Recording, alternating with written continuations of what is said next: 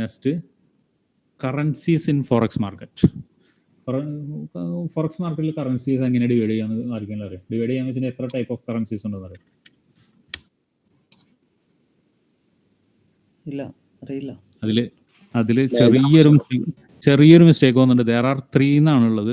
There are there type of currency pairs in forex market. ഞാൻ ടൈപ്പ് ചെയ്തതിൽ വന്ന മിസ്റ്റേക്കാണ്. 3 എന്നാണുള്ളത്. മേജർ ഉണ്ട്, മൈനർ ഉണ്ട്, എക്സോട്ടിക് ഉണ്ട്. ഏതൊക്കെയുണ്ട്? മേജർ ഉണ്ട്, മൈനർ ഉണ്ട്, എക്സോട്ടിക് ഉണ്ട്. എന്താണ് മേജർ പെയറുകൾ? മേജർ ഗോൾഡ് ഒക്കെയാണോ? Gold, oil. Major US dollar, euro USD ആയിട്ട് കമ്പൈൻ ചെയ്ത് തരാം. ഞാൻ ഇത്ര നേരം പറഞ്ഞിട്ട് ഈ ഗോൾഡ് ചോദിച്ച ആളാരാ? പേരൊന്ന് പറഞ്ഞേ. ഞാനാണ് അറിയാതെ പറഞ്ഞത്.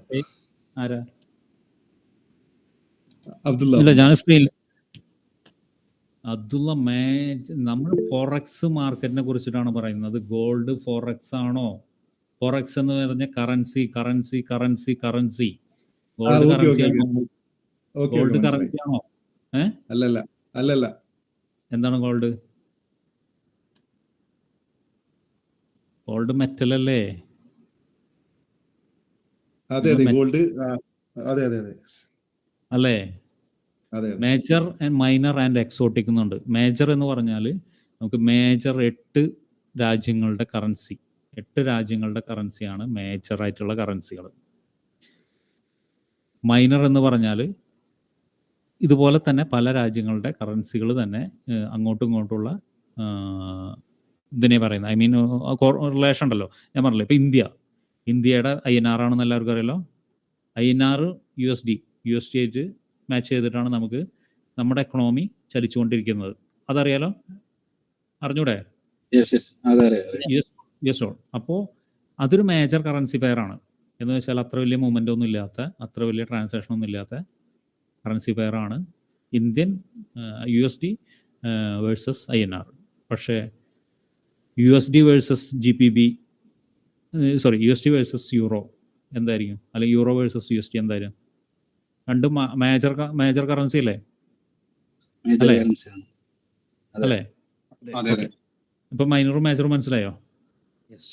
എക്സോട്ടിക് എന്ന് പറഞ്ഞു കഴിഞ്ഞാൽ എങ്ങനെ എനിക്ക് വിവരിച്ചു തരണം എന്ന് പറയാൻ പറ്റില്ല. കാരണം എന്ന് വെച്ചാൽ അത് ഭയങ്കര റിലേഷനാണത്. ഞാനത് കാണിച്ചു തരാം. വിവരിച്ചു തരുന്നത് എങ്ങനെയാണെന്നുള്ളത് എനിക്ക് അറിയാൻ പറ്റില്ല. കാരണം നമ്മൾ അതിൽ കോൺസെൻട്രേറ്റ് ചെയ്യുന്നില്ല. എക്സോട്ടിക്കിലും മൈനറിലും നമ്മൾ ചില പേഴ്സ് നമ്മൾ ഉപയോഗിക്കാറുണ്ട്, പക്ഷെ കോൺസെൻട്രേറ്റ് ചെയ്യുന്നില്ല. നമ്മൾ കോൺസെൻട്രേറ്റ് ചെയ്യുന്നത് ഏതിലാ? പറയും പെട്ടെന്നാവട്ടെ. എന്തിലാ ചെയ്യേണ്ടത്? ഓക്കെ. അപ്പോൾ നമുക്ക് ആദ്യം മേജർ കറൻസികൾ ഏതൊക്കെ നോക്കണം, പിന്നെ പെയർ നോക്കാം. Major currency pairs are made by 8 currencies which are USD dollar, Canadian dollar. ഇതിൻ്റെ രണ്ടിൻ്റെ പ്രത്യേകത എന്താണ്? USDയും കനഡിയനും പ്രത്യേകത എന്താണ്? രണ്ടും അമേരിക്കൻ കറൻസികളാണോ? കാനഡ അല്ലേ?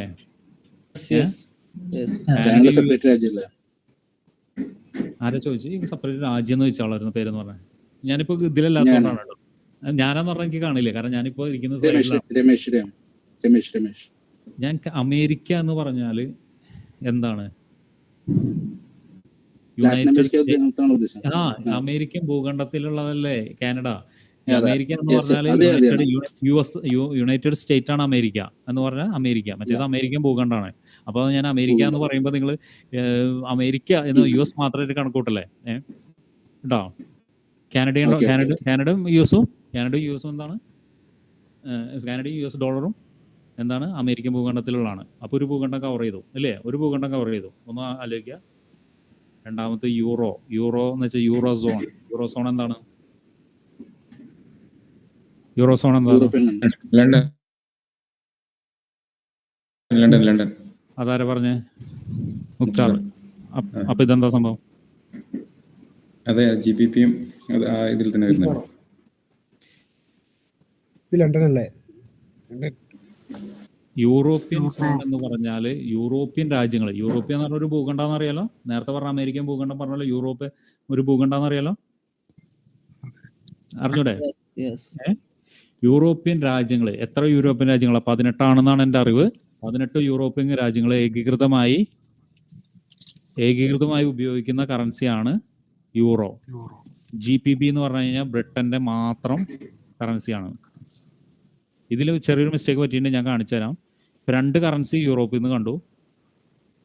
3ാമത്തെ കറൻസിയാണ് ഇപ്പൊ ഞാൻ കാണിക്കുന്നത്. ഏത് 7ാമത് കിടക്കുന്നത് സ്വിസ് ഫ്രാങ്ക്. അത് മുകളിൽ ഇടണ്ടായിരുന്നു, ഞാൻ ടൈപ്പ് ചെയ്യുന്ന സമയത്ത് താഴോട്ട് വന്നു. സ്വിസ് ഫ്രാങ്ക് യൂറോപ്പാണ്. എന്ന് വെച്ചാൽ 3 കറൻസി യൂറോപ്പിൽ നിന്നും, 2 കറൻസി അമേരിക്കയിൽ നിന്നും, 2 കറൻസി ഏത് ഭൂഖണ്ഡാണ്? ഓസ്ട്രേലിയ, ന്യൂസിലൻഡ് ഒക്കെ വരുന്ന ഭൂഖണ്ഡം ഏതാ? സിഡ്നി. എനിക്ക് ഇഷ്ടപ്പെട്ടു. ഓസ്ട്രേലിയ സിഡ്നി ഭൂഖണ്ഡം എന്ന് പറഞ്ഞ ആളാരാ? എനിക്ക് അവനെ എനിക്ക് ആദരിക്കണം. എനിക്ക് സിഡ്നി ഭൂഖണ്ഡം എന്ന് പറഞ്ഞ ആളൊന്ന് ആദരിക്കണം. സാറ് നേരത്തെ പറഞ്ഞില്ലേ, അതുകൊണ്ടാണ് മന്നൂതിയായിരിക്കണം പറഞ്ഞില്ലേ? എന്തായിട്ടിരിക്കണം? സാറ് നേരത്തെ പറഞ്ഞില്ലേ എവിടെ ഇരിക്കുമ്പോ മന്നൂതിയായിട്ടിരിക്കണം പറഞ്ഞില്ലേ? ഭയങ്കര മന്നൂതിയല്ലേ, ഒരു രക്ഷയില്ലാത്ത രീതിയിൽ മന്നൂതിയല്ലേ. ഓക്കെ, ഇപ്പൊ 3 കറൻസി യൂറോപ്പിൽ നിന്നും, 2 കറൻസി ഓസ്ട്രേലിയയിൽ നിന്നും, ന്യൂസിലൻഡും. ഏത് ഭൂഖണ്ഡാണ്? നിങ്ങൾ എന്തായാലും ക്രിക്കറ്റ് കളിക്കുന്ന ആളെങ്കിലും ഒന്ന് പറയുക.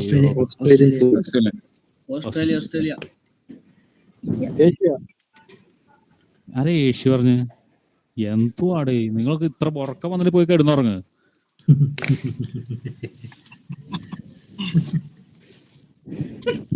ഇപ്പൊ ഉറക്കം പോയി കിട്ടി. ഇപ്പൊ എന്ത് മനസ്സിലായി? 8 രാജ്യങ്ങൾ. JPY ഏതാണ്? ജപ്പാൻ. എന്ന് വെച്ചാൽ പാവം പിടിച്ച ഏഷ്യയിൽ നിന്ന്, ദരിദ്ര രാജ്യമായ ഏഷ്യയിൽ നിന്ന് ആകെ ഒരു കറൻസിയാ മേജർ പെയറിൽ പെട്ടിട്ടുള്ളൂ. ഏതാണ്? ജപ്പാൻ. ഈ ഒരു സംഭവം നിങ്ങൾക്ക് പെട്ടെന്ന് മനസ്സിലാവുന്നു. അപ്പൊ മനസ്സിലായോ നിങ്ങൾക്ക്? ഇതൊന്നും ഉറക്കത്തിൽ ഇനി ചോദിച്ചു കഴിഞ്ഞാൽ മറക്കാൻ പാടില്ല. അതുപോലത്തെ കാര്യമാണ്. അമേരിക്കയിൽ നിന്ന് 2 എണ്ണം, യൂറോപ്പിൽ നിന്ന് 3 എണ്ണം, ഓസ്ട്രേലിയയിൽ നിന്ന് 2 എണ്ണം, ഏഷ്യയിൽ നിന്ന് 1. ഇതൊന്നും ഭൂഖണ്ഡം പഠിക്കൊന്നും വേണ്ട, അല്ലെങ്കിൽ നിങ്ങൾ മാപ്പ് ഒന്നും നോക്കൊന്നും വേണ്ട. ഈ കറൻസികളാണ്. ഇനി കറൻസികളാണ് ഇപ്പൊ കണ്ടത്. ഇനി ഇതിന് പെയറാക്കിയിട്ട് നമ്മൾ ട്രേഡ് ചെയ്യുന്ന പെയറിലാണല്ലോ അല്ലേ? ഇതെല്ലാം 8 കറൻസി കണ്ടു. പെയർ നമുക്ക് നോക്കാം. ഇത് major currency pairs. Euro USD നോക്കുക. കറൻസികളുടെ രാജാവാണ് യൂറോ USD. എല്ലാവരും നോക്കാറുണ്ട്. യൂറോ USD ട്രേഡ് ചെയ്യുന്നതിൽ കറൻസികളുടെ രാജാവാണ് യൂറോ USD. മൂവ്മെന്റ് ഏറ്റവും കൂടുതലാണ്. ആ മൈക്കൊന്ന് ഓഫ് ചെയ്തേ.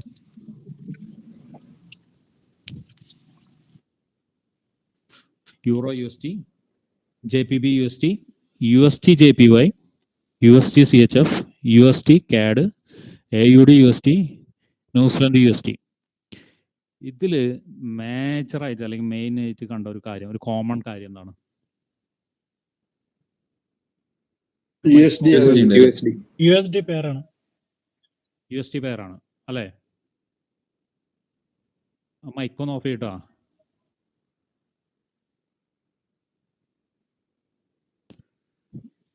ആരത്?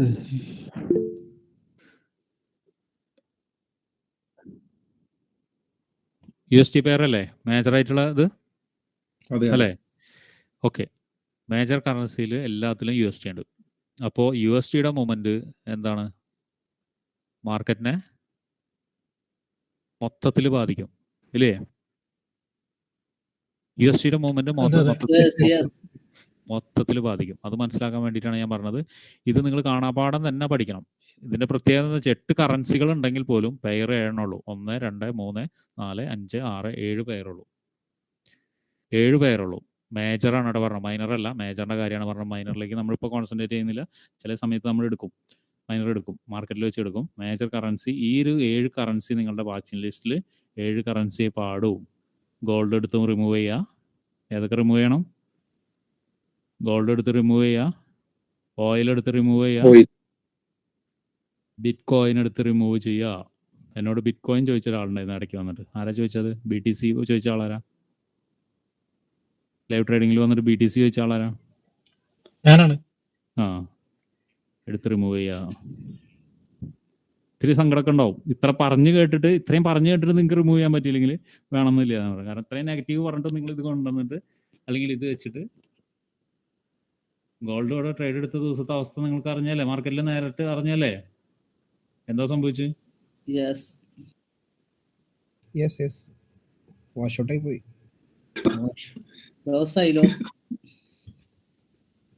ലോസ് അല്ലല്ലോ, ലോസ് ഇവിടെ അവിടെയും സംഭവിക്കില്ലേ? എങ്ങനെയാണോ ഗോൾഡിന്റെ മൂവ്മെന്റ് നടന്നിരുന്നവിടെ, ഒരു ചെറിയ മൂവ്മെന്റ് നടക്കുമ്പോഴും എത്ര ഡോളറിന്റെ ഒക്കെ വ്യത്യാസം നിങ്ങൾ അവിടെ കണ്ടിരുന്നത്? വലിയ ഡോളറിന്റെ വ്യത്യാസമല്ല അവിടെ കണ്ടിരുന്നത് ചെറിയ മൂവ്മെന്റിൽ പോലും. അവസാനം അവസാനം ആ ഇതിലേക്ക് എത്തിക്കാൻ വേണ്ടിയിട്ട് എത്ര കഷ്ടപ്പെട്ടിട്ടാണ് നമ്മൾ ആ റേഞ്ചിലേക്ക് എത്തിച്ച് ആവറേജ് ചെയ്ത് ഒരുപാട് നേരം വെയിറ്റ് ചെയ്തായിരുന്നു. ഒരുപാട് നേരം വെയിറ്റ് ചെയ്തിട്ടാണ് നമ്മുടെ കഷ്ടപ്പെട്ടിട്ടാണ് ആ റേഞ്ചിലേക്ക് എത്തിച്ച് ലോസ് കുറയ്ക്കാൻ വേണ്ടിയിട്ട്. ഒരു ചെറിയ മൂവ്മെന്റ് അങ്ങോട്ടും ഇങ്ങോട്ടും വന്നാൽ നിങ്ങൾ അതിലിരിക്കുന്ന $10 വെച്ചിട്ട് ട്രേഡ് ചെയ്യാൻ വന്നിരിക്കുന്ന ആളുകളുടെ ഒക്കെ എപ്പോൾ പോയി എന്ന് വെച്ചാൽ മതി. അതുപോലെ തന്നെയാണ് ഓയിൽ അതിനും ഡേഞ്ചറാണ്. പണി അറിയാത്തവനും കളി അറിയാത്തവനും ഈ രണ്ടിലും പോയി കളിക്കരുത്. അത് പഠിക്കാനാണ് ഈ പറഞ്ഞ പോലെ മേജർ പെയർ എടുക്കുന്നത്. മനസ്സിലായോ? റിമൂവ് ചെയ്യുക, ഇത് മാത്രമേ കാണാൻ പാടുള്ളൂ. ഇനി ഞാൻ നേരത്തെ പറഞ്ഞു സത്യസന്ധരാവുക. സത്യസന്ധരെ ആയാലേ നിങ്ങൾക്ക് രക്ഷയുള്ളൂ. ഇത് മാത്രമേ കാണാൻ പാടുള്ളൂ. ഇനിയിപ്പോൾ സ്ക്രീൻഷോട്ട് അയക്കലും കുറയും. കാരണം എന്ന് വെച്ചിട്ടുണ്ടെങ്കിൽ നിങ്ങൾ അതിൻ്റെ ഇടയിൽ കൂടെ ചെയ്യേ നിങ്ങൾ മനുഷ്യനല്ലേ, നിങ്ങളുടെയൊക്കെ ഐഡിയാസ് നമുക്ക് ഇപ്പം തന്നെ അറിയാം എന്തൊക്കെ ചെയ്യുന്നുള്ളത്. എന്നെ കാണിക്കാൻ വേണ്ടിയിട്ട് എന്നെ ബോധിപ്പിക്കാൻ വേണ്ടിയിട്ട് എന്താ ചെയ്യുക? വേണമെങ്കിൽ ചിലപ്പോൾ ഇടയ്ക്ക് ചെയ്യും. ഞാൻ പറഞ്ഞല്ലോ, എന്നെ ബോധിപ്പിച്ചിട്ട് നിങ്ങൾക്ക് ഒന്നും കിട്ടില്ല, അല്ലെങ്കിൽ എനിക്കൊന്നും കിട്ടില്ല. നിങ്ങളിരിക്കുകയോ ഞാൻ നിങ്ങൾക്കൊന്നും തരുന്നില്ല. നിങ്ങൾക്ക് വേണമെങ്കിൽ എടുത്ത് കളയാം. ഇത്തിരി ബുദ്ധിമുട്ടുള്ള കാര്യമൊക്കെ തന്നെയാണ് ഇവിടെ, എടുത്ത് മനസ്സിലായോ? നിങ്ങൾ ക്ലാസ് നാളത്തോടുകൂടി എത്ര പേര് നിർത്തും എന്നുള്ളതാണ് എനിക്കറിയേണ്ടത്. അടുത്ത് നമ്മൾ കോംപ്ലിക്കേറ്റഡ് ആയ ഇതിലേക്ക് കടക്കൊന്നുമല്ല, പക്ഷെ എന്നാലും നമ്മൾ ബേസിക്കായിട്ട് ഇത് അറിഞ്ഞിരിക്കണം. What is a currency pair? നമുക്ക് എല്ലാവർക്കും അറിയാവുന്നതാണ്. എന്താണ് what is a currency pair? രണ്ട് കറൻസികളുടെ റിലേഷൻ അല്ലേ? എന്ന് വെച്ചാൽ ഫസ്റ്റ് കറൻസിയുടെ എന്താ? First currency is quoted against the value of second currency. ഇതിങ്ങനെ പറഞ്ഞു കഴിഞ്ഞാൽ നിങ്ങൾക്ക് മനസ്സിലാവില്ല. ഞാൻ പിക്ചറായിട്ട് കാണിച്ചു തരാം. ഫോറൻസ് കറൻസി അല്ലെങ്കിൽ നമ്മൾ ട്രേഡ് ചെയ്യുന്ന currencies are written pairs to compare the value of one currency. എന്ന് വെച്ചാൽ ബേസ് കറൻസി ഉണ്ട്. ബേസ് കറൻസി എന്താണ്, കോഡ് കറൻസി എന്താണെന്നുള്ളത് നിങ്ങൾക്ക് ഇപ്പോൾ അറിയാം. To another currency. ഇന്റർനാഷണൽ കറൻസികൾ തമ്മിലുള്ള ഈ റിലേഷൻ വെച്ചിട്ടുള്ള ബൈയും സെല്ലിങ്ങും ആണ് എന്താണ് നമ്മൾ നടത്തുന്ന ഫോറക്സ് ട്രേഡിങ്. ഓക്കെ, ഞാനത് കാണിച്ചു തരാം. പിക്ചർ ഇപ്പോൾ വരും. ബേസ് കറൻസി നിങ്ങളെല്ലാവരും കണ്ടിട്ടുണ്ടാവും, നിങ്ങൾ ട്രേഡ് ചെയ്യുന്ന ആളുകളൊക്കെ കണ്ടിട്ടുണ്ടാവും. രണ്ട് കറൻസികൾ ഉണ്ടാവാറുണ്ട് ഇല്ലേ? യൂറോ USD നമ്മളിപ്പോൾ കണ്ടു ഇല്ലേ?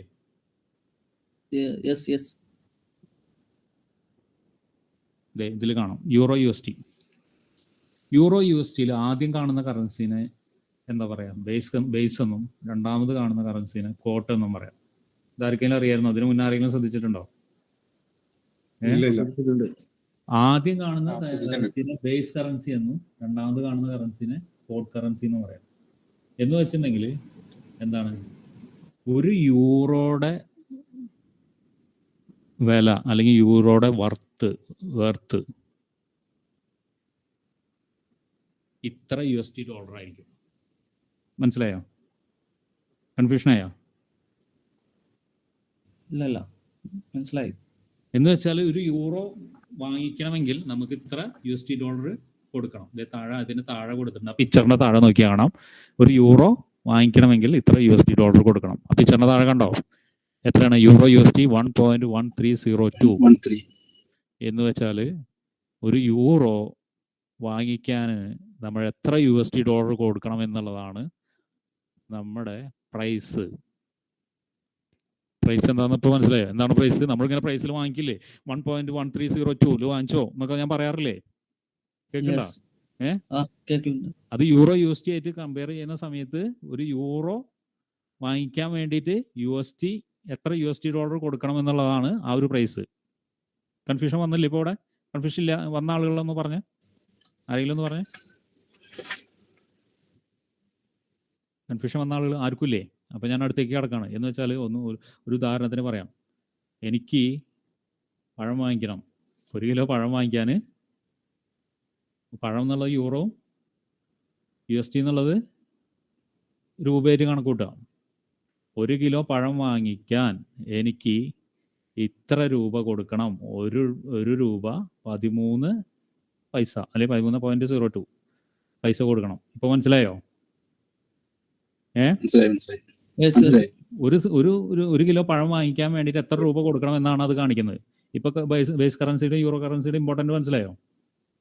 Yes, yes. മനസ്സിലായില്ലേ? ഒരു കിലോ പഴം മേടിക്കാൻ വേണ്ടി ഇത്ര രൂപ കൊടുക്കണം. അതാണ് ഈ പരിപാടി കേട്ടോ. അതാണ് നമ്മൾ കാണുന്ന പ്രൈസ്. ആ പ്രൈസിലാണ് നമ്മൾ എൻട്രി എടുക്കുന്നതും എക്സിറ്റ് എടുക്കുന്നതും സ്റ്റോപ്പ് ലോസ് അടിക്കുന്നതും അങ്ങനെ പലതും സംഭവിക്കുന്നത്. അപ്പോൾ ഇത് മനസ്സിലായതിൻ്റെ പോലെ base currency and quote currency മനസ്സിലായല്ലോ. ഞാൻ അടുത്തേക്ക് പോകണം കേട്ടോ. What are the bid and ask price or spread? കേട്ടിട്ടുണ്ടോ ആരെങ്കിലും ബിഡ് ആൻഡ് ആസ്ക് പ്രൈസ് അല്ലെങ്കിൽ സ്പ്രെഡ് കേട്ടിട്ടുണ്ടോ? ഒരു ഇതെല്ലാവരും കേട്ടിട്ടുണ്ടോ? കേട്ടിട്ടുണ്ട്.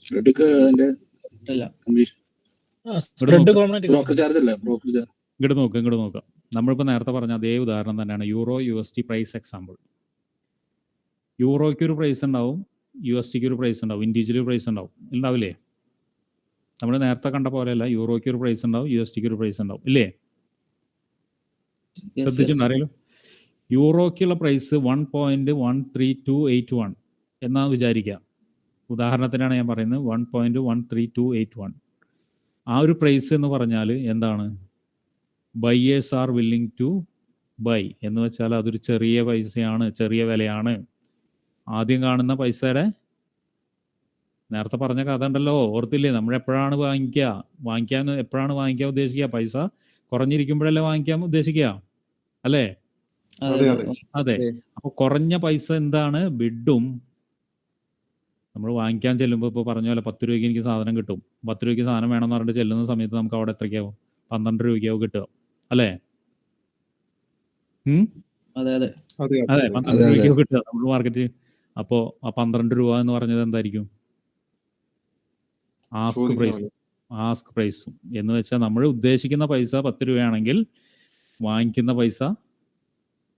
അല്ലെങ്കിൽ അവർ ചോദിക്കുന്ന എനിക്ക് ഇത്ര വേണം, ഇത്ര കിട്ടിയാലേ ഞാൻ വിൽക്കുള്ളൂ എന്ന് പറയുന്ന കാര്യം പിന്നെ എന്താണ്? ആ പൈസേനെ അല്ലെങ്കിൽ ആ രൂപേനെ എന്താ പറയുക? ആസ്ക് പ്രൈസ് എന്ന് പറയും. അപ്പോൾ നമുക്ക് അതിൻ്റെ ഇടയിൽ ഒരു ട്രാൻസാക്ഷൻ നടന്നതിൻ്റെ ഒരു എമൗണ്ട് ഇല്ലേ, ഒരു തുകയില്ലേ? 10 രൂപയിൽ നിന്ന് 12 രൂപയ്ക്ക് ഒരു മൂവ് ചെയ്തതിൻ്റെ ഒരു തുകയില്ലേ? അതിൻ്റെ ഇടയിൽ ഒരു തുക നടന്നിട്ടുണ്ടല്ലോ, അതിൻ്റെ ഇടയിൽ ഒരു എമൗണ്ട് ഉണ്ടല്ലോ, തുക എന്ന് പറഞ്ഞ എമൗണ്ട് ഉണ്ടല്ലോ, ഇല്ലേ? എന്ന് വെച്ചാൽ 2 രൂപ നഷ്ടമോ 2 രൂപ ലാഭമോ ആർക്കാണെങ്കിലും ആ ട്രാൻസാക്ഷൻ ആണല്ലോ, ഒരു നിന്ന് അങ്ങോട്ടുള്ള ട്രാൻസാക്ഷൻ ആണല്ലോ, അല്ലേ? ആ ഒരു ട്രാൻസാക്ഷൻ എമൗണ്ടിനെയാണ് സ്പ്രെഡ് എന്ന് പറയുന്നത്. ഇതാരെങ്കിലും ഇതിനു മുന്നേ ഇത്ര സിമ്പിളായിട്ട് നിങ്ങൾ എവിടെയെങ്കിലും മറ്റേ പഠിപ്പിച്ചിട്ടുണ്ടോ? അല്ലെങ്കിൽ എവിടെയെങ്കിലും യൂട്യൂബ് ചാനൽ കണ്ടിട്ടുണ്ടോ? എന്താ? ഓക്കെ, എൻ്റെ കയ്യിൽ 10 രൂപ ഉണ്ട്. ഞാൻ നേരത്തെ പറഞ്ഞല്ലേ, എൻ്റെ കയ്യിൽ 10 രൂപ ഉണ്ട്.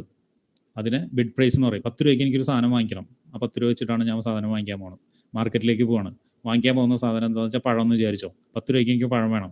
പക്ഷെ ഞാൻ അവിടെ ചെല്ലുമ്പോൾ 12 രൂപയ്ക്കോ കൊടുക്കുള്ളൂ എന്ന് കടക്കാരൻ പറയുന്നു. അല്ലെങ്കിൽ അവിടുത്തെ വില 12 രൂപയാണ്. മനസ്സിലായോ? അത് മനസ്സിലായില്ലേ? അതായത് ബിഡർ, ഞാൻ മനസ്സിലായി, ബിഡ് എന്ന് പറയുന്നത് ബയേഴ്സ് പെർസ്പെക്റ്റീവ് എടുക്കുന്ന സമയത്ത് ഒരു ബയ്യർ വാങ്ങിക്കാൻ ആഗ്രഹിക്കുന്ന ബയേഴ്സ് പെർസ്പെക്റ്റീവില് എന്ന് പറയുകയാണെങ്കിൽ ബിഡ് എന്ന് പറഞ്ഞു കഴിഞ്ഞാൽ നമുക്ക് വാങ്ങിക്കാൻ നമ്മൾ ആഗ്രഹിക്കുന്ന പൈസയും, പക്ഷെ ആസ്ക് എന്ന് പറഞ്ഞാൽ സെല്ല് ചെയ്യാൻ എന്ന് വെച്ചാൽ സെല്ല് ചെയ്യാനുള്ള പൈസ.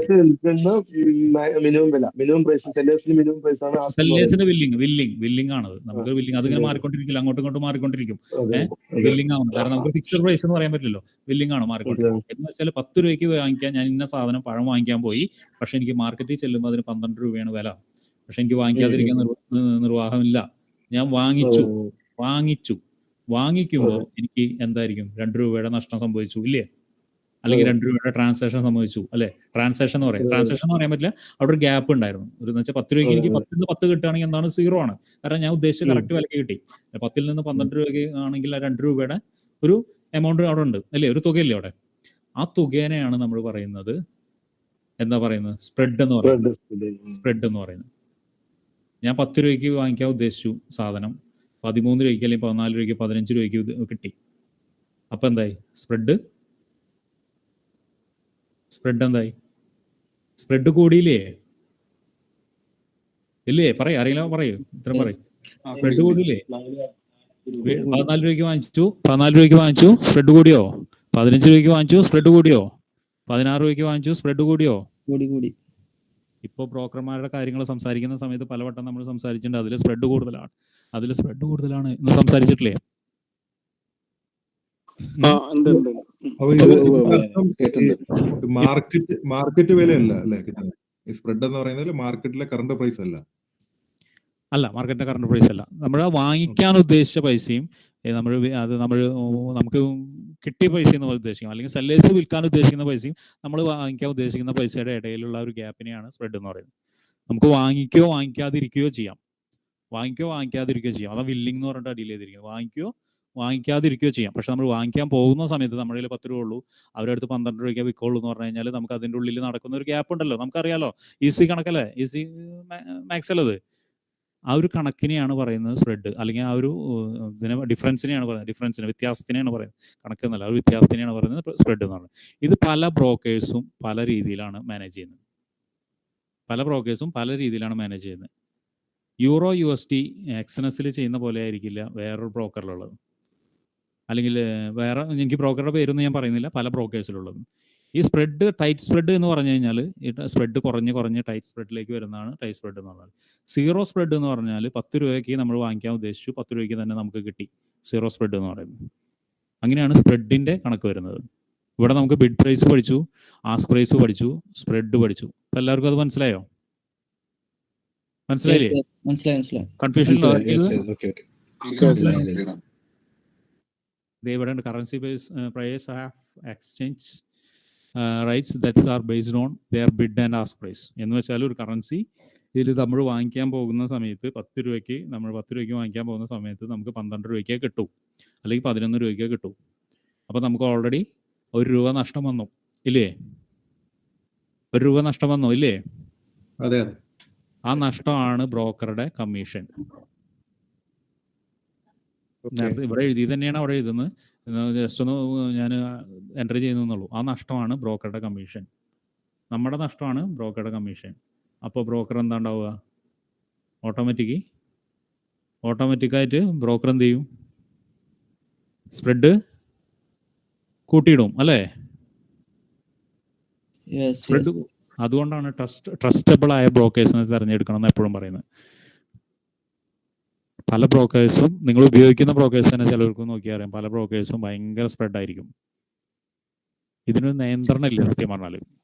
ഇത് ബ്രോക്കർ ഡിസൈഡ് ചെയ്യുന്ന പറഞ്ഞോ. ഒരേ ബ്രോക്കറിന് പല സമയത്തും പല സ്പ്രെഡ് ആയിരിക്കും. വരും അങ്ങനെ വരുന്ന കാര്യമുണ്ട്. അത് ഇവന്റ് ബേസ് ആയിട്ട് വരും എന്ന് പറഞ്ഞാൽ, ഉദാഹരണം പറയാം. ഇപ്പൊ ഇന്നൊരു ഇവന്റ് നടക്കുന്നുണ്ട്. ഇന്നിപ്പോ ഒരു economic data, GDP data US വരുന്നുണ്ട്.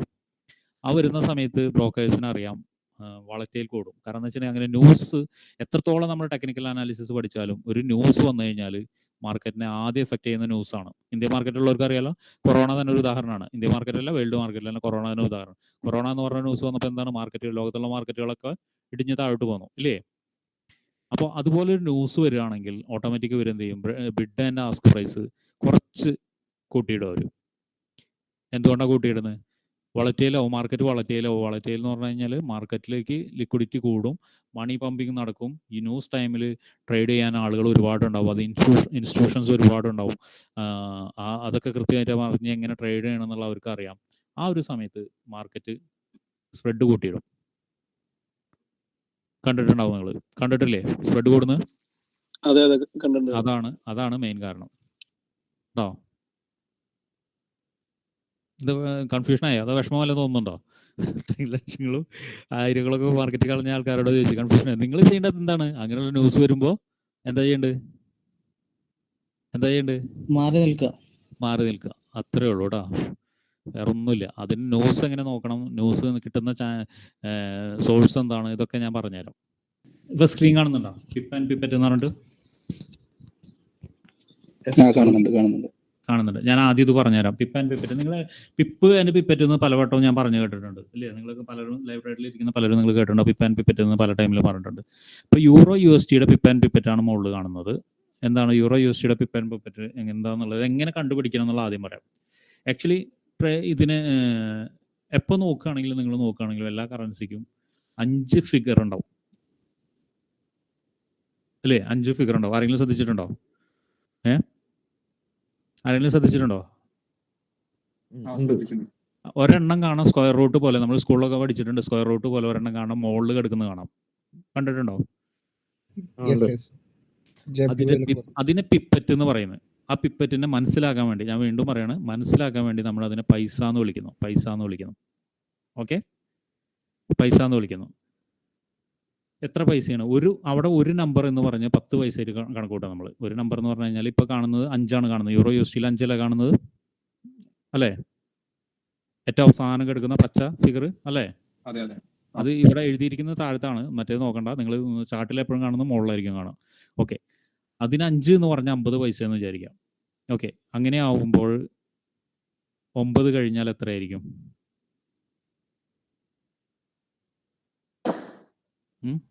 9 കഴിഞ്ഞാൽ എന്തായിരിക്കും? 9 എന്ന് പറഞ്ഞാൽ 90 ആയില്ലേ? 9 എന്ന് പറഞ്ഞാൽ 90 ആയി. ഉദാഹരണത്തിന് 9 എന്ന് പറഞ്ഞാൽ 90 ആയി. പിന്നെ 10ലേക്കാണ് പോകുന്നത്. മ്യൂട്ടേ. പിന്നെ 10ലേക്കാണ് പോകുന്നത്. 10ലേക്ക് പോകുമ്പോൾ ഇപ്പുറത്ത് കിടക്കുന്ന എന്തായിരിക്കും? 5 പൈസ ആണെങ്കിൽ ഇപ്പുറത്ത് കിടക്കുന്ന എന്തായിരിക്കും? രൂപയല്ലേ? എന്ന് വെച്ചാൽ 5 6 ആയി, 7 ആയി, 8 ആയി, 9 ആയി, ഒരു മാറ്റമില്ല. 10ാമത്തിലേക്ക് വരുമ്പോൾ 1 രൂപ എന്നുള്ളത് മാറിയിട്ട് അവിടെ എന്താവും? 2 ആവും അല്ലേ? മനസ്സിലായോ? അപ്പൊ 10 പിപ്പ് ലാഭം കിട്ടി എന്ന് പറഞ്ഞു കഴിഞ്ഞാൽ എത്രയാണ്? ഒരു ഉദാഹരണത്തിന് നമുക്ക് 10 രൂപ ലാഭം കിട്ടി. മനസ്സിലായോ? എന്ന് വെച്ചാൽ ലാസ്റ്റ് കിടക്കുന്ന നമ്പറിനെ നമ്മൾ രൂപയായിട്ട് മനസ്സിൽ വിചാരിച്ചാൽ മതി. ഞാൻ ആക്ച്വലി മനസ്സിലാവാൻ വേണ്ടിയിട്ടാണ് നിങ്ങളോട് പറയുന്നത്. ഇതിൽ ഉപയോഗിക്കുന്ന നെയിം അല്ലെങ്കിൽ standard name pip and pipette എന്നാണ്. അപ്പോൾ പിപ്പറ്റിനെ പൈസയായിട്ടും മറ്റേതിനെ രൂപയായിട്ടും കണക്കൂട്ടുക. അപ്പോൾ അവിടുന്ന് ഇങ്ങോട്ടുള്ളതൊക്കെ രൂപയല്ലേ? അല്ലേ? അല്ലേ? എന്ന് വെച്ച് കഴിഞ്ഞാൽ ആ പച്ച ഒന്നിൽ നിന്ന് ഇങ്ങോട്ടുള്ള ലെഫ്റ്റ് സൈഡിലേക്കുള്ള എല്ലാം രൂപയാണ് അല്ലേ? ആണ്. അപ്പൊ താഴെ നോക്കുകയാണെങ്കിൽ എന്താണ് സംഭവിക്കുന്നത്? താഴെ USD JPY എന്നാണ്. അതിന്റെ മുകളിൽ ഇരിക്കുന്നതിൽ എന്തെങ്കിലും വ്യത്യാസം ഉണ്ടോ? എന്താണ് വ്യത്യാസം കാണുന്നത് നിങ്ങൾ? പോയിന്റിന്റെ വ്യത്യാസമുണ്ട്. പോയിന്റ് എടുക്കുന്ന പൊസിഷൻ വ്യത്യാസമുണ്ട്. പോയിന്റിന്റെ വ്യത്യാസമല്ല, പൊസിഷൻ വ്യത്യാസമുണ്ട്. അപ്പോൾ നിങ്ങൾക്ക് കൺഫ്യൂഷൻ വരും. കാരണം എന്ന് വെച്ചാൽ ഇതിൽ എവിടെയാണ് പിപ്പ് ആൻഡ് പിപ്പറ്റ് എന്നുള്ളത്. അപ്പോൾ നിങ്ങൾക്ക് മനസ്സിലാക്കാനുള്ള എളുപ്പ വഴി എന്താണെന്ന് വെച്ചിട്ടുണ്ടെങ്കിൽ ലെഫ്റ്റ് സൈഡിൽ നിന്ന് 1 2 3 4 5 5ാമത് കിടക്കുന്ന ഫിഗർ പിപ്പും 6ാമത് കിടക്കുന്ന ഫിഗർ പിപ്പറ്റും ആണ്. മനസ്സിലായല്ലോ? മനസ്സിലായോ? പിപ്പ് ആൻഡ് പിപ്പറ്റ് ഇത് നിങ്ങൾ ഇമ്പോർട്ടൻ്റ് ആണ്. ഇത് അറിഞ്ഞിരിക്കണം. നിങ്ങൾക്കിത് ഇങ്ങനെ എപ്പോഴും ഇങ്ങനെ റിപ്പീറ്റേഷൻ വരേണ്ട ഒരു കാര്യമാണ്. അറിഞ്ഞിരിക്കണം. നമ്മളിങ്ങനെ ക്ലാസ്സിൽ എപ്പോഴും പറയാറുണ്ട് ഞാൻ 10 പിപ്പ് അല്ലെങ്കിൽ 5 പിപ്പ് 20 പിപ്പ്. ഇപ്പോൾ ഇവിടെ തന്നെ ഒരാൾ വന്ന് പറഞ്ഞു 20 പിപ്പിൻ്റെ സ്റ്റോപ്പ് ലോസ് ഒക്കെ വെക്കുന്നത് എന്നുള്ളത്. എന്താ പറഞ്ഞിട്ടാണ് വെക്കുന്നത് എന്നുള്ളത് എനിക്കറിയില്ല. എന്താ പറഞ്ഞിട്ട് പറഞ്ഞതെന്ന് എനിക്കറിയില്ല. പക്ഷേ ആക്ച്വലി ഇതാണ് അതിൻ്റെ ലോജിക്ക്. മനസ്സിലായോ? ഓക്കെ, ഇനിയിപ്പോൾ നേരത്തെ ചോദിച്ചതിൻ്റെ ഒരു ചോദ്യത്തിൻ്റെ ഒരു ഉത്തരം കൂടി ഉണ്ട്. നമ്മൾ ലിവറേജിൻ്റെ കാര്യം ചോദിച്ചിട്ടുണ്ടായിരുന്നു. ലിവറേജ് അവിടെ നിൽക്കട്ടെ. അതിന് മുന്നേ ഞാൻ ലോട്ട് എന്ന് പറയാം. എന്താണ് ലോട്ട്?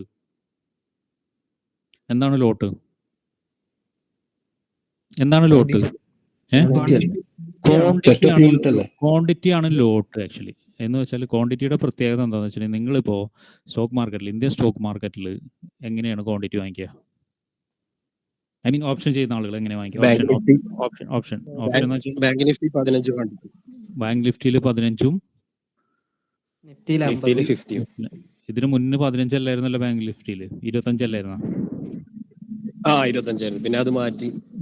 അപ്പോൾ ഇവിടെ അത് തന്നെയാണ് കാര്യം. ചെറിയ വ്യത്യാസമുണ്ട്. ഇത് വളരെ ക്ലിയർ ആയിട്ട് നിങ്ങൾ അറിഞ്ഞിരിക്കേണ്ട ഒരു കാര്യമാണ്. ചെറിയൊരു വ്യത്യാസമുണ്ട്. നേരത്തെ ചോദിച്ചതിൻ്റെ ഒരു ആൻസറും കൂടിയാണ്.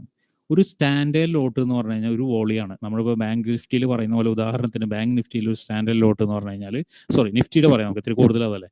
ഒരു സ്റ്റാൻഡേർഡ് ലോട്ട് എന്ന് പറഞ്ഞു കഴിഞ്ഞാൽ 50 ആണ് അല്ലേ? 50 ക്വാണ്ടിറ്റി ആണ് അല്ലേ? നിഫ്റ്റിയിൽ പറയൂ, ആൻസർ പറയും. ഡിലേ അതെ നിഫ്റ്റിയിൽ. ഇവിടെ സ്റ്റാൻഡേർഡ് ലോട്ട് എന്ന് പറഞ്ഞു കഴിഞ്ഞാൽ 1,00,000 ക്വാണ്ടിറ്റി ആണ്. എത്ര? 1,00,000 ക്വാണ്ടിറ്റി ആണ് ഒരു സ്റ്റാൻഡേർഡ് ലോട്ട്. അപ്പോൾ നിങ്ങൾക്ക് 1,00,000 ക്വാണ്ടിറ്റി ഒക്കെ വാങ്ങിക്കാനുള്ള പൈസ നിങ്ങളുടെ അടുത്ത് ഉണ്ടോ? ഇല്ല. 1,00,000 ക്വാണ്ടിറ്റി വാങ്ങിക്കാനുള്ള പൈസ ഉണ്ടാവുമോ? ഇത് ഇപ്പുറത്ത് നോക്ക്, ലിവറേജ് നോക്ക്. ലിവറേജ് 1:1 കണ്ടോ? എമൗണ്ട് വാങ്ങിക്കാനുള്ളത് 1,00,000 ക്വാണ്ടിറ്റിക്ക് നിങ്ങൾക്ക് വേണ്ട എമൗണ്ട് $1,00,000 ആണ്. $1,00,000 വെച്ച് ഇവിടെ ട്രേഡ് ചെയ്ത ആരെങ്കിലും ഉണ്ടോ? അപ്പൊ അതിനെ എളുപ്പാക്കാനുള്ള 2 വഴികളാണ്. ആദ്യത്തെ വഴിയാണ് ലോട്ട് സൈസ്. എന്ന് വെച്ചാൽ ഒരു ക്വാണ്ടിറ്റി ഈ വാങ്ങിക്കാം. നമുക്ക് വേണമെങ്കിൽ 2 ക്വാണ്ടിറ്റി വാങ്ങിക്കാം, 3 ക്വാണ്ടിറ്റി വാങ്ങിക്കാം. അതിന് ഹൈ ലിവറേജ് എടുത്തിട്ട് നമുക്ക് വാങ്ങിക്കാം. ഹൈ ലിവറേജ് എടുക്കുമ്പോൾ എന്താണ് സംഭവിക്കുക? ഏറ്റവും താഴത്ത് നോക്ക്, ലിവറേജിൻ്റെ ഏറ്റവും താഴത്ത് നോക്ക്. എന്നുവെച്ചാൽ 1:400 1:400 നമുക്ക് വാങ്ങിക്കണമെങ്കിൽ $250 മതി. 1:400 നമ്മൾ സെലക്ട് ചെയ്തിട്ടുണ്ടെങ്കിൽ ഒരു ലോട്ട് എന്ന് വെച്ചാൽ ഒരു സ്റ്റാൻഡേർഡ് ലോട്ട്, ഇവിടെ കണ്ടില്ലേ വോളിയത്തിൻ്റെയാണ് സ്റ്റാൻഡേർഡ് ലോട്ട് കേട്ടോ. ഒരു സ്റ്റാൻഡേർഡ് ലോട്ട് വാങ്ങിക്കണമെങ്കിൽ നിങ്ങൾക്ക് $250 മതി. മനസ്സിലായോ? മനസ്സിലായി. എന്ന് വെച്ചാൽ ഒരു സ്റ്റാൻഡേർഡ് ലോട്ട് ലിവറേജ് കൂടുന്നതിനനുസരിച്ച് ലിവറേജ് പൈസ കുറച്ച് മതി എന്നാണോ? കൂടുന്നതിനനുസരിച്ച് നിങ്ങൾക്ക് റെക്കോർഡ് മാർജിൻ എന്ന് വെച്ചാൽ വാങ്ങിക്കാനുള്ള പൈസ കുറവ് മതി. കുറച്ച് മതി. ട്രാപ്പാണത്. നിങ്ങളത് കാണുമ്പോൾ ഭയങ്കര സന്തോഷം തോന്നും. എന്താണ് ട്രാപ്പാണ്? ഓക്കെ, ട്രാപ്പാണ്. ഇൻഡയറക്ട്ലി ട്രാപ്പാണ്. ഓക്കെ, അപ്പോൾ നിങ്ങൾക്ക് ഒരു സ്റ്റാൻഡേർഡ് ലോട്ട് വാങ്ങിക്കാനാണ് അത്ര വരുന്നത്. അപ്പോൾ ഒരു സ്റ്റാൻഡേർഡ് ലോട്ട് വാങ്ങിക്കുമ്പോഴും അത് 250 രൂപ വേണ്ടേ? അപ്പോൾ വേറൊരു കാര്യം എന്താ, അതിലെന്താണ് ലോട്ട് സൈസ് കുറച്ചുള്ള പരിപാടി ഉണ്ട്. ഇന്ത്യൻ മാർക്കറ്റിൽ ലോട്ട് സൈസ് കുറച്ചുള്ള പരിപാടി ഉണ്ടോ? ഒരു സ്റ്റാൻഡേർഡ് ലോട്ട് എന്ന് വെച്ചാൽ 50 അല്ലേ? അതിന് മോളിലേക്കെല്ലാം പോകുന്നത് അല്ലേ? ഷെബി ചെയ്യുന്ന ആളുകൾ പറയും അതെ, മോളിലേക്കല്ലേ പോകുന്നത്. ഇവിടെ താഴത്തേക്ക് വരും. കാരണം എന്ന് വെച്ചാൽ സ്റ്റാൻഡേർഡ് ലോട്ട് നിങ്ങൾക്ക് ഒരു സ്റ്റാൻഡേർഡ് ലോട്ടിന് താഴെ നിങ്ങൾ കണ്ടിട്ടുണ്ടോ? പോയിന്റ് കഴിഞ്ഞിട്ട് കുറേ നമ്പേഴ്സ് കണ്ടിട്ടുണ്ടല്ലേ? ലോട്ട് വാങ്ങിക്കുന്ന സമയത്ത് കണ്ടിട്ടുണ്ടോ? 0.10, 0.11, 0.12 എന്ന് പറഞ്ഞിട്ടുണ്ടോ? എന്ന് വെച്ചാൽ 1.00 താഴെ വരുന്ന 0.99 മുതൽ 0.10 വരെ മിനി ലോട്ട് എന്ന് പറയാം. എന്താണ് മിനി ലോട്ട്? 99 മുതൽ 10 വരെ മിനി ലോട്ട് എന്ന് പറയാം. മിനി ലോട്ട് എത്ര യൂണിറ്റ് ആണ് നോക്ക്? 10,000 യൂണിറ്റ് ആണ്. എന്ന് വെച്ചാൽ നേരത്തെ 1,00,000 ആണെങ്കിൽ ഇവിടെ 10,000 യൂണിറ്റ് ആണ്. 10,000 യൂണിറ്റ് എന്ന് വെച്ചാൽ നമ്മൾ ചൂസ് ചെയ്തതിൻ്റെ അനുസരിച്ചാണ് കേട്ടോ. മനസ്സിലാകുന്നുണ്ടോ? ചൂസ് ചെയ്യുന്ന ഇതിനനുസരിച്ചാണ്. മൈനസ് ഇത് 0.10 ആയതുകൊണ്ടാണ് 10,000. അപ്പോൾ നമ്മൾ 0.99 ആണെങ്കിൽ എത്രയായിരിക്കും? അത് എത്രയായിരിക്കും? 99,000 ആയില്ലേ? 99,000 ആയില്ലേ? ഓക്കെ, ഇത് മനസ്സിലായോ? അപ്പോൾ നിങ്ങൾക്ക് എന്തായിരിക്കും ലിവറേജ്? ഈ ഒരു ലിവറേജിൽ നിങ്ങൾക്ക് 1:400 നിങ്ങൾക്ക് കൺട്രോളും മൈൻഡ് കൺട്രോളും കാര്യങ്ങളുള്ള ആൾ 1:400 എടുത്തിട്ട് 0.10 എടുക്കുകയാണെങ്കിൽ ചെറിയൊരു എമൗണ്ട് പോരെ? ചെറിയൊരു എമൗണ്ട് പോരെ? ഇത് കൺഫ്യൂഷൻ ആവാനുള്ള ഇതാണ്. ഇത് നമ്മൾ ഇതിലിരിക്കുന്ന സമയത്ത് ഞാൻ കൃത്യമായിട്ട് പറഞ്ഞുതരാം, മാർക്കറ്റിലിരിക്കുമ്പോൾ. എന്നാലും കൺഫ്യൂഷൻ ആവാനുള്ള ഇതാണ്. എന്ന് വെച്ചാൽ നിങ്ങൾക്ക് ഹൈ ലിവറേജ് എടുക്കുന്ന സമയത്ത് നിങ്ങളുടെ വോളിയം എന്തായിരിക്കണം?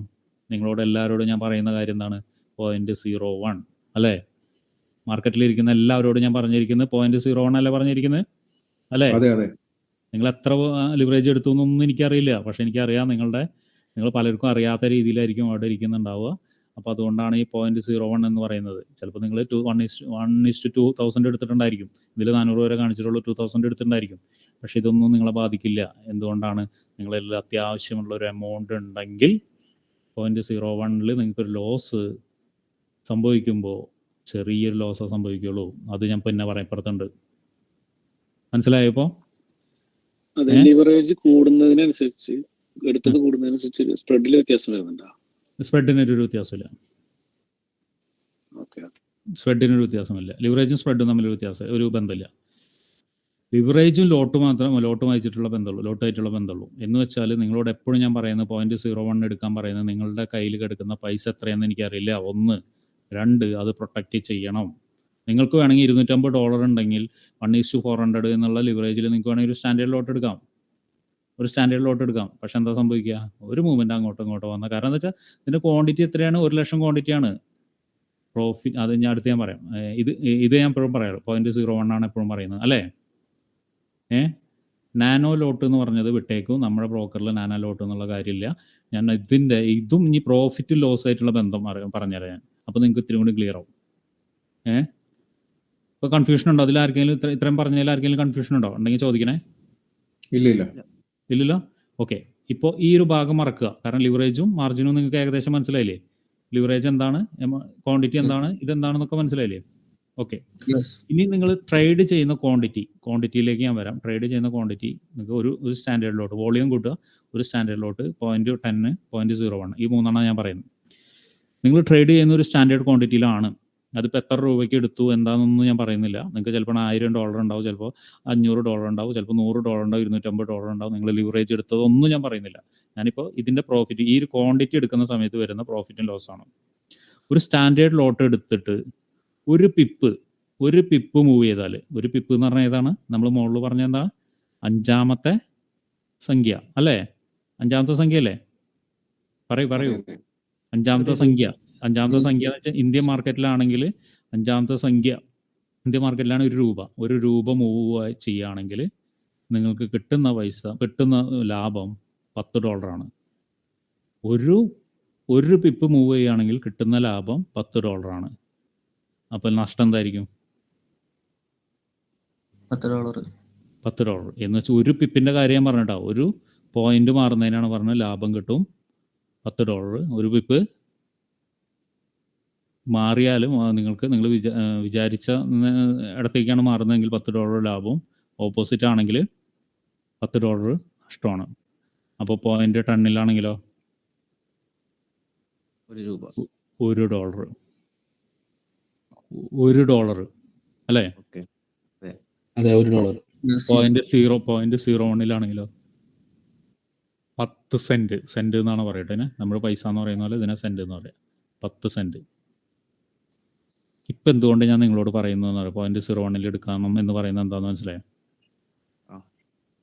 എന്തുകൊണ്ടാണ് ഒന്ന് പറഞ്ഞേ. ലോസ് വരാണെങ്കിലും 0.1 സെന്റ് പോകുള്ളൂ. അതെ, 0.10 സെന്റ് ആണ് പോകുള്ളൂ. നമ്മൾ ലാസ്റ്റ് എടുത്ത ട്രേഡുകൾ പലതും ആവറേജ് ചെയ്യുന്ന കാര്യം പറഞ്ഞതൊന്ന് കണക്ട് ചെയ്തേ. 0.01 ചെയ്യുക, 0.01 ചെയ്യാന്ന് ആവറേജ് ചെയ്യാൻ പറഞ്ഞു ഓർക്കുന്നുണ്ടോ? മൂസക്ക ഓർക്കുന്നുണ്ടോ? അബ്ദുള്ള ഓർക്കുന്നുണ്ടോ? ഓർക്കുന്നുണ്ട്. ഞാൻ .10 എടുക്കാൻ അല്ലെങ്കിൽ 0.1 സ്റ്റാൻഡേർഡ് ലോട്ടിൽ നിങ്ങളോട് എടുക്കാൻ പറഞ്ഞിട്ടുണ്ടെങ്കിൽ നിങ്ങൾ സ്റ്റാൻഡേർഡ് ലോട്ടിൽ എടുക്കുകയും ചെറുതായിട്ടൊന്ന് താഴോട്ട് വരുന്ന സമയത്ത് നിങ്ങളുടെ കയ്യിലിരിക്കുന്ന പൈസ വാഷ് ഔട്ട് ആവും. അപ്പം എന്താണ് ഇതിൻ്റെ ഉദ്ദേശം? ഞാൻ പറഞ്ഞതിൻ്റെ ഉദ്ദേശം എന്താണ്? റിസ്ക് റിവാർഡ് അല്ല, മണി മാനേജ്മെന്റ്. എന്താ മണി മാനേജ്മെന്റിന്റെ ബേസിക് കാര്യങ്ങൾ പിടുത്തം കിട്ടിയോ? അതെ. ഒരു ഡൗട്ട് കൂടെ, അതായത് 1 സ്റ്റാൻഡേർഡ് ലോട്ട് അല്ലേ ഒരു 1 lakh ക്വാണ്ടിറ്റി എന്ന് പറഞ്ഞത്? 1 lakh ക്വാണ്ടിറ്റി. അതിങ്ങനെ കുറഞ്ഞു വരുമ്പോൾ 1 lakh എന്ന് ഞാൻ പറഞ്ഞില്ലേ, ഇതിപ്പോ 1 സ്റ്റാൻഡേർഡ് ലോട്ടിന്റെ താഴോട്ട് വരികയാണ്, .99 വരികയാണ്. .99 വരുമ്പോൾ 99,000 വരും. ഇതിന്ന് ഓരോ പോയിന്റ് കുറയുന്നതനുസരിച്ച് അതിന്റെ യൂണിറ്റ് ഇങ്ങനെ കുറയും. ഇത് 10 ആയതുകൊണ്ടാണ് ഇവിടെ 10,000 വന്നത്. ഇപ്പൊ 0.1 ആയതുകൊണ്ടാണ് ഇവിടെ 1000 വന്നത്. 0.01 ആയതുകൊണ്ടാണ് ഇവിടെ 100 വന്നത്. ഇത് നിങ്ങൾ ഡെഫിനറ്റ്ലി പഠിക്കണം. എന്ത്? സ്റ്റാൻഡേർഡ് ലോട്ടിന്റെ താഴെയുള്ളതെല്ലാം മിനി ലോട്ടും, മിനി ലോട്ടിന്റെ താഴെയുള്ളതെല്ലാം മൈക്രോ ലോട്ടും. ഈ ഒരു ടേംസ് ഉണ്ടല്ലോ, standard, mini and micro. Micro എന്ന് പറഞ്ഞു കഴിഞ്ഞാൽ എന്താണ്? നാനോ എന്ന് വെച്ചാൽ തീരെ ചെറുത്. സെന്റ് അക്കൗണ്ടിൽ യൂസ് ചെയ്യണതാണോ പറയുന്നത്? നാനോ ആണ് സെന്റ് അക്കൗണ്ട്. നാനോ ഇപ്പൊ ഇവിടെ ഇല്ല, നമുക്കില്ല, നാനോ ഇല്ല. മൈക്രോ ലോട്ടാണ് നാനോ. എനിക്ക് തോന്നുന്നു നാനോ വേറെ എന്തൊക്കെയോ ഇതിലുണ്ടെന്ന് തോന്നുന്നു, എനിക്കറിയില്ല, കൃത്യമായിട്ട് അറിയില്ല. ഞാൻ ഉപയോഗിച്ചൊരു ഇതിലുണ്ടായിരുന്നു തോന്നുന്നുണ്ട്, കണ്ട പോലെ തോന്നുന്നുണ്ട്. 0.01 തോന്നുന്നുണ്ട്. പക്ഷെ അതിന്റെ മൊമെന്റ് ഒന്നും എനിക്ക് ക്യാപ്ചർ ചെയ്യാൻ പറ്റിയില്ല കേട്ടോ. അപ്പോ ഇത് പറഞ്ഞു മനസ്സിലായോ? ഇപ്പോ ഇത്രയും പറഞ്ഞു മനസ്സിലായോ? സ്റ്റാൻഡേർഡ് ലോട്ട് എന്ന് വെച്ചാൽ ഒന്നിന്റെ മുകളിലുള്ള ക്വാണ്ടിറ്റി എല്ലാം സ്റ്റാൻഡേർഡ് ലോട്ടാണ്. ഇപ്പോൾ നമ്മളിപ്പോൾ ഒരു ക്വാണ്ടിറ്റി 1.10 എന്ന് മേടിച്ചു കഴിഞ്ഞാൽ നമ്മൾ ഒരു സ്റ്റാൻഡേർഡ് ലോട്ട് പ്ലസ് മിനി ലോട്ട് അല്ലേ? 1.10 എന്ന് പറയുമ്പോൾ ₹1.10 എന്നല്ലേ പറയാം നമ്മൾ, ഒരു ഉദാഹരണത്തിന് പറയുന്ന കേട്ടോ. അത് തമ്മിൽ കണക്ട് ചെയ്യില്ലേ അല്ലേ? അപ്പോൾ പറഞ്ഞത് ഇത് ₹1 മറ്റേത് 10 പൈസ എന്ന് പറയുന്ന പോലെ തന്നെയാണ് ഇത് പറയുന്നത്, സ്റ്റാൻഡേർഡ് ലോട്ട് പ്ലസ് മിനി ലോട്ട്. ഇപ്പോൾ നമ്മളിപ്പോൾ ഒരു സ്റ്റാൻഡേർഡ് ലോട്ട് പ്ലസ് മിനി ലോട്ട് വാങ്ങിക്കുകയാണെങ്കിലോ, ഇങ്ങനെ മാക്രോ ലോട്ട് എങ്ങനെ വാങ്ങിക്കുക? 1.01, 02, 03, 09 വരെ നമുക്ക് വാങ്ങിക്കാം. 0.10 കടന്നു കഴിഞ്ഞാൽ മിനി ലോട്ടായി. ഇത് പഠിക്കുക, ഇത് മനസ്സിലാക്കുക. ഇത് എനിക്ക് തോന്നുന്നു ഇപ്പോൾ തന്നെ ഇത് എല്ലാവർക്കും മനസ്സിലായിട്ടുണ്ട് ഇല്ലേ? മനസ്സിലായിട്ടില്ല ഇത് ഇല്ലേ? മനസ്സിലായിട്ടുണ്ട്. എന്തായാലും നമുക്ക് യൂട്യൂബിൽ വരും, വീഡിയോ വരും. അപ്പോൾ പക്ഷേ യൂട്യൂബിൽ വരുന്നത് കുറച്ച് സമയം എടുക്കും, കാരണം എഡിറ്റിംഗ് ഒക്കെ കഴിഞ്ഞെത്തണമെങ്കിൽ കുറച്ച് സമയം എടുക്കും.